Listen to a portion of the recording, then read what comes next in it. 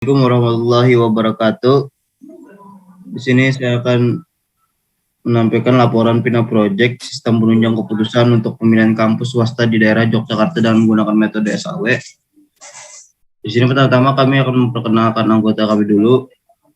Dengan saya Muhammad Irfan Saputra 1912-1235.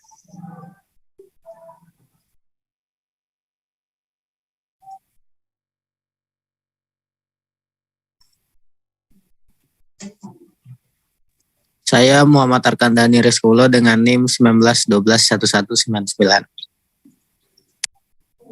Pertama-tama latar belakang. Di Yogyakarta, jumlah perguruan tinggi swasta terus mengalami pertumbuhan. Baik tumbuhnya beberapa perguruan tinggi swasta Yogyakarta ini menandakan bahwa pentingnya ilmu yang diperoleh untuk bekal hidup atau untuk mencari pekerjaan. Terlihat dari tahun ke tahun banyak siswa-siswi yang meneruskan ke perguruan tinggi. Di Indonesia telah mengenal 3 jenjang pendidikan yang wajib. Penduduk harus mengikuti program wajib belajar 9 tahun, meliputi 6 tahun ditempuh di sekolah dasar, 3 tahun di sekolah menengah pertama, dan 3 tahun di sekolah menengah ke atas atau sekolah menengah kejuruan. Meskipun hanya diwajibkan sekolah 9 tahun, banyak siswa atau siswi yang melanjutkan ke jenjang perguruan tinggi. Birul dan Yusril mengatakan permasalahan pengambilan keputusan juga dialami oleh siswa SMA dalam menentukan pemilihan jurusan pada dunia pendidikan, misalnya dalam penentuan penjurusan di perguruan tinggi swasta. Kurangnya informasi mengenai jurusan tersebut dan siswa yang tidak mengetahui minat, bakat, dan kemampuannya sendiri, sehingga banyak siswa yang menentukan jurusannya hanya berdasarkan pilihan orang tua, mengikuti teman, atau hanya memilih tanpa mengetahui jurusan itu sendiri. Sehingga setelah masuk kuliah, siswa tersebut mengalami kesulitan karena merasa tidak mampu mengikuti pelajaran di perkuliahan dan merasa salah jurusan. Akibatnya, siswa tersebut menjalani kuliah dengan bermalas-malasan dan tidak serius. Untuk menghindari hal tersebut, maka dibutuhkan sebuah sistem yang dapat membantu siswa dalam memecahkan yang sudah ditentukan. Untuk penjelasan selanjutnya akan dijelaskan oleh Andika. Baiklah, di sini saya akan menjelaskan metode perancangan sistem. 1. Analisis sistem. Banyaknya informasi tentang perguruan tinggi swasta membingungkan calon mahasiswa ketika ingin mendaftar. Hal ini dikarenakan banyaknya pilihan perguruan tinggi swasta yang tersedia. Oleh karena itu, sulit untuk menentukan perguruan tinggi swasta yang tepat. Untuk mengetahui perguruan tinggi swasta mana yang ingin dipilih, calon mahasiswa menetapkan kriteria, yaitu akreditasi, fasilitas, lokasi, dan biaya UKT. Dengan mempertimbangkan permasalahan di atas, maka dirancanglah sebuah sistem pendukung keputusan untuk membantu calon mahasiswa dalam mengidentifikasi perguruan tinggi swasta yang sesuai dengan kriteria yang diharapkan. Selanjutnya akan dijelaskan oleh Muhammad Arkandani. Di sini saya akan menjelaskan pemodelan sistem. Yang pertama ada flowchart. Pada flowchart yaitu kita memulai, lalu memasukkan data dari setiap kriteria pada setiap alternatif, lalu memberi bobot pada setiap rating kinerja, membuat matriks keputusan, normalisasi matriks keputusan, lalu kalikan matriks keputusan dengan bobot kriteria, kemudian preferensi setiap alternatif, dan selesai. Pada gambar 1.1 yaitu ada ERD, yaitu Entity Relationship Diagram, yang dimana gambar di atas menunjukkan entitas alternatif yang memiliki relasi many to many dengan relasi nilai standar kriteria. Entitas nilai standar kriteria memiliki relasi many to one dengan entitas kriteria. Entitas kriteria memiliki relasi one to many dengan entitas bobot. Entitas bobot memiliki relasi many to one dengan entitas pemilih. Lalu pada nomor 3 terdapat database beserta relasinya, yaitu ID alternatif berelasi dengan ID alternatif dan ID nilai standar berelasi dengan ID nilai standar pada tabel nilai standar kriteria. ID kriteria berelasi dengan ID kriteria pada tabel nilai standar kriteria dan ID kriteria pada tabel bobot pilih. ID pemilih berelasi dengan ID pemilih pada tabel pemilih. Dan bawahnya ada tabel admin. Selanjutnya user interface akan dijelaskan oleh saudara Muhammad Irfan. Ya, di sini ada user interface. Yang pertama ada user interface register. Tampilan pertama untuk mendaftar. Seperti yang pertama ini. Setelah itu login. Ini tampilan login. Setelah itu ada tampilan beranda. Di sini kita akan tampilkan list universitas. Baru perhitungan, kita akan masuk di beranda, masuk ke dalam perhitungan. Hasil perhitungan jadi seperti ini. Kita akan dijuruskan ke arah salah satu kampus yang kita minat. Nah, di sini kita akan dijelaskan oleh saudara Andika. Baik, di sini saya akan menjelaskan dashboard admin. Ini adalah halaman tampilan dashboard admin, di mana admin bisa menginput kriteria, alternatif, dan total pemilih atau member. Kemudian pengelolaan alternatif. Di sini adalah halaman pengelolaan alternatif, di mana di sini terdapat button tambah alternatif, kemudian di bawahnya ada tabel yang berisi nama alternatif, deskripsi, gambar, dan aksi. Aksi di sini memiliki button nilai, edit, dan hapus. Kemudian ini adalah tampilan halaman form tambah alternatif, di mana jika kita ingin menambahkan alternatif, kita tinggal menginputkan nama, deskripsi, foto, kemudian simpan. Kemudian jika kita ingin mengedit, mengubah nama alternatif atau deskripsi alternatif ataupun logo alternatif, kita bisa mengeditnya di form edit ini, kemudian disimpan. Dan jika kita ingin menghapus alternatif yang kita pilih, maka akan muncul alert konfirmasi hapus. Apakah Anda yakin ingin menghapus data ini? Jika iya, maka klik hapus. Jika tidak, maka klik batal. Kemudian di sini pada halaman pengelolaan kriteria, sama seperti pada halaman di atas, terdapat button tambah kriteria.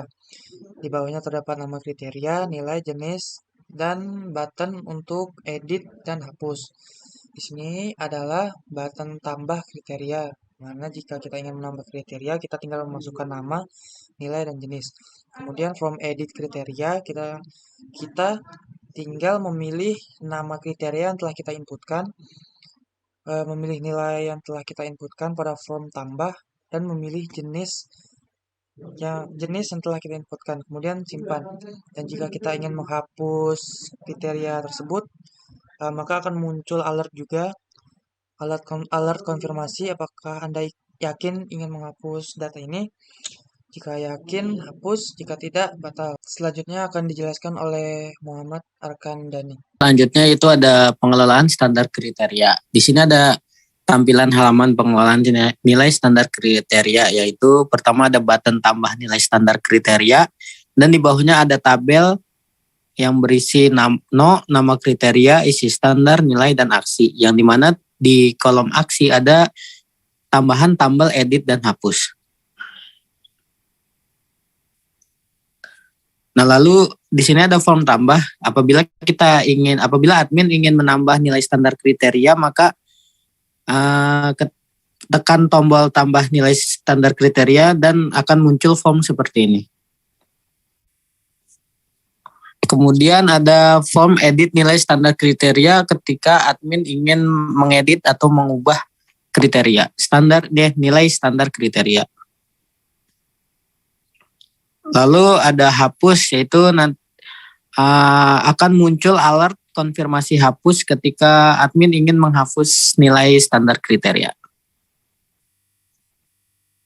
Lalu di sini ada pengelolaan nilai.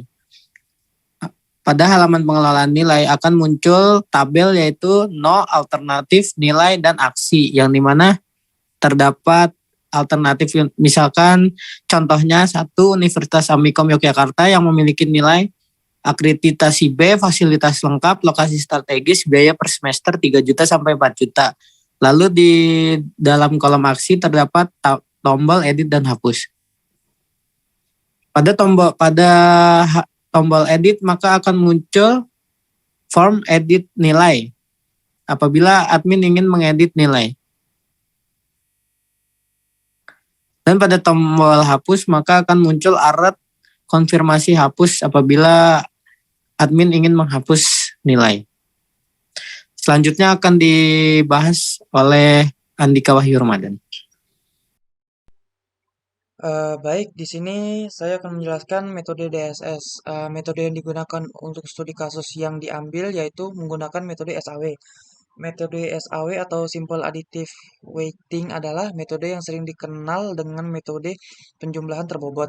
Maksud dari penjumlahan terbobot yaitu mencari penjumlahan terbobot dari rating di tiap alternatif pada seluruh atribut kriteria.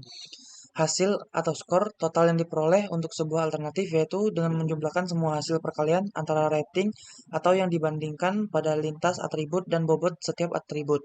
Rating pada setiap atribut sebelumnya harus sudah melalui proses normalisasi. Di sini ada tabel 1 yang berisi kriteria. Kriteria C1, keterangannya adalah akreditasi, C2 fasilitas, C3 lokasi, C4 biaya UKT. Kemudian di tabel 2 bobot setiap kriteria. Pada kriteria C1 akreditasi memiliki bobot 20%. C2 fasilitas memiliki bobot 25%, C3 lokasi memiliki bobot 15%, C4 jenis C4 biaya UKT memiliki bobot 40%. Kemudian pada tabel 3 pemberian nilai kriteria. Pada kriteria C1 atau akreditasi terdapat subkriteria di mana A berbobot 80, B berbobot 60, C berbobot 20. Kemudian kriteria C2 atau fasilitas memiliki subkriteria sangat lengkap berbobot 60, lengkap 50, tidak lengkap 20. Kemudian kriteria C3 atau lokasi memiliki subkriteria sangat strategis berbobot 60, strategis berbobot 30, tidak strategis berbobot 10. Kemudian kriteria C4 atau biaya UKT memiliki subkriteria 3 juta sampai 4 juta berbobot 70, 6 juta sampai 10 juta berbobot 50, 12 juta sampai 20 juta berbobot 30.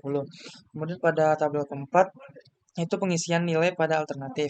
Di sini terdapat ada 6 alternatif yaitu Univ Amikom Yogyakarta, Sanata Dharma, YKPN, UII, Atmajaya, dan Ahmad Dahlan.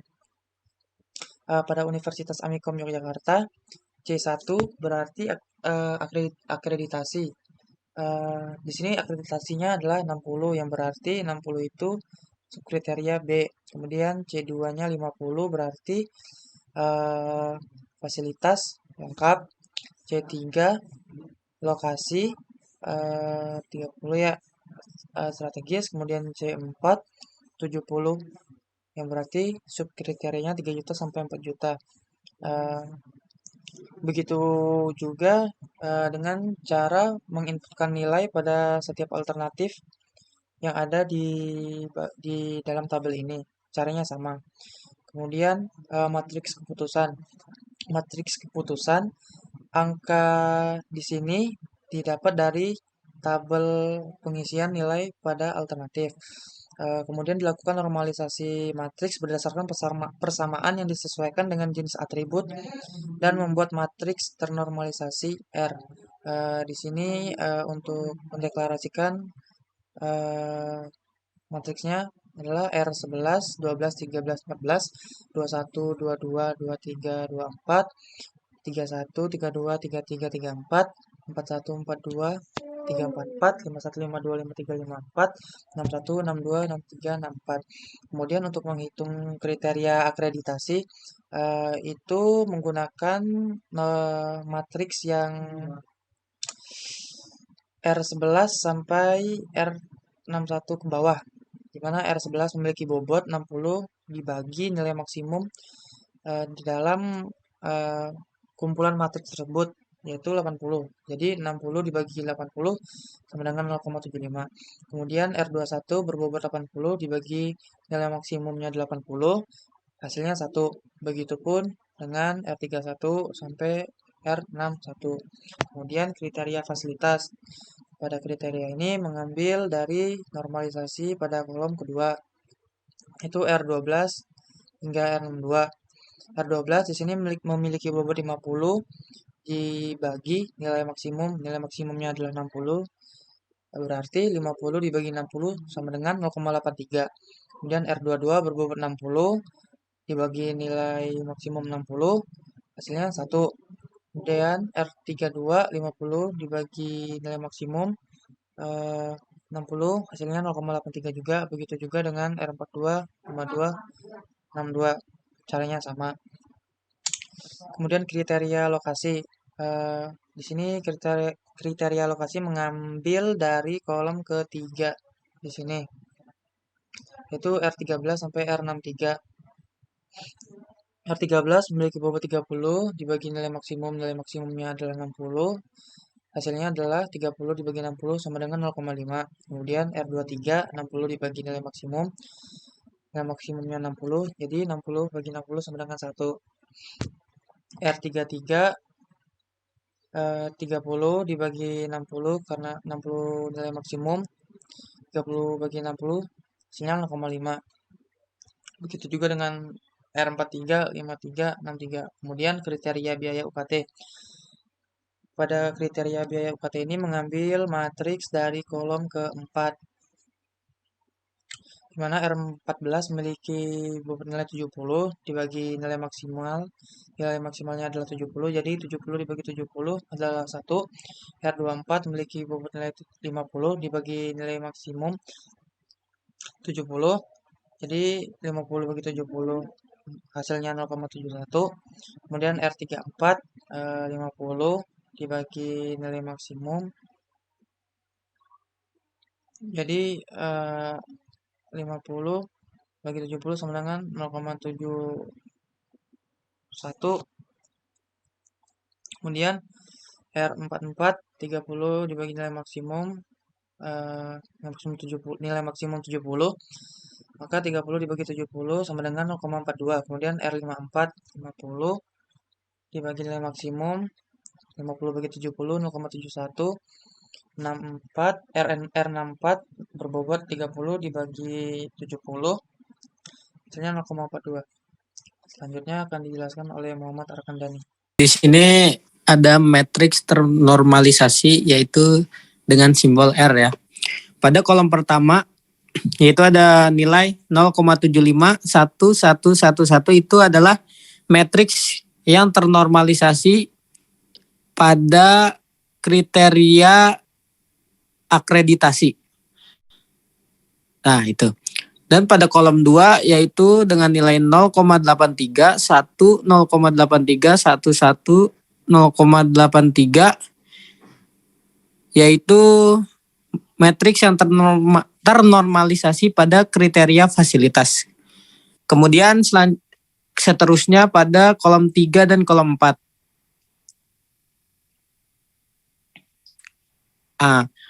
Pada nilai matriks yang ternormalisasi tadi, di sini masing-masing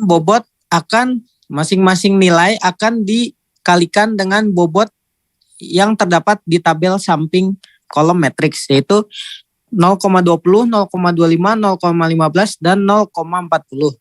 Di sini ada nilai 0,75 yang dikalikan dengan 0,20, lalu ditambah 0,83 dikalikan dengan 0,25. Selanjutnya 0,5 ditambah 0,15 dan 1 ditambah 1 dikalikan 0,40. Yang hasilnya 0,8325. Untuk nilai 0,75 dan 0,83 0,5 dan 0,1 itu mengambil nilai pada ke atas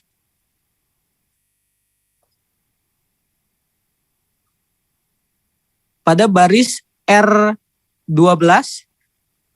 R11, R12, R13, dan R14.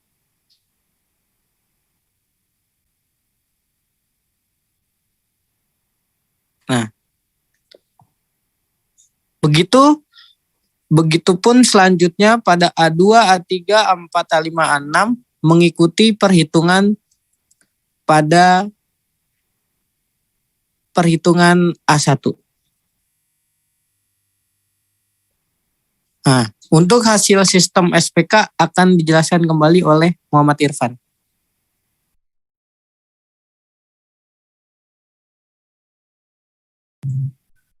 Ya, di sini dari hasil perhitungan metode di atas bahwa terdapat 3 rekomendasi universitas swasta di Yogyakarta dengan perolehan nilai tertinggi sebagai berikut. Dengan kode A2, A1, A5, yang di mana A2 adalah Universitas Sanata Dharma dengan nilai akhir 0,884, A1 Universitas Amikom Yogyakarta dengan nilai akhir 0,8325, A5 Universitas Atmajaya Yogyakarta dengan nilai akhir 0,809. Di mana pada tabel di atas Universitas Sanata Dharma menduduki peringkat pertama yang disusul dengan Universitas Amikom Yogyakarta yang menduduki peringkat kedua dan Universitas Atmajaya Yogyakarta menduduki peringkat ketiga. Kesimpulannya adalah berdasarkan hasil perancangan dan implementasi yang telah dilakukan, maka penelitian ini dapat diambil kesimpulan. Pertama, penerapan metode simple additive weighting atau SAW mampu memberikan rekomendasi kepada user berupa rekomendasi universitas swasta di Yogyakarta berdasarkan dari bobot kriteria penilaian yang telah ditentukan. Kedua, metode simple additive weighting atau SAW dapat digunakan untuk memecahkan masalah pemilihan universitas swasta terbaik di Yogyakarta. Dengan perhitungan metode tersebut, didapatkan bahwa kriteria yang paling diprioritaskan adalah biaya UKT dibandingkan dengan ketiga kriteria lainnya, seperti fasilitas, akreditasi, dan lokasi. Dan cukup sekian dari kelompok kami. Terima kasih. Mohon maaf kalau ada salah kata atau kurang dari presentasi ini. Saya tutup. Wassalamualaikum warahmatullahi wabarakatuh.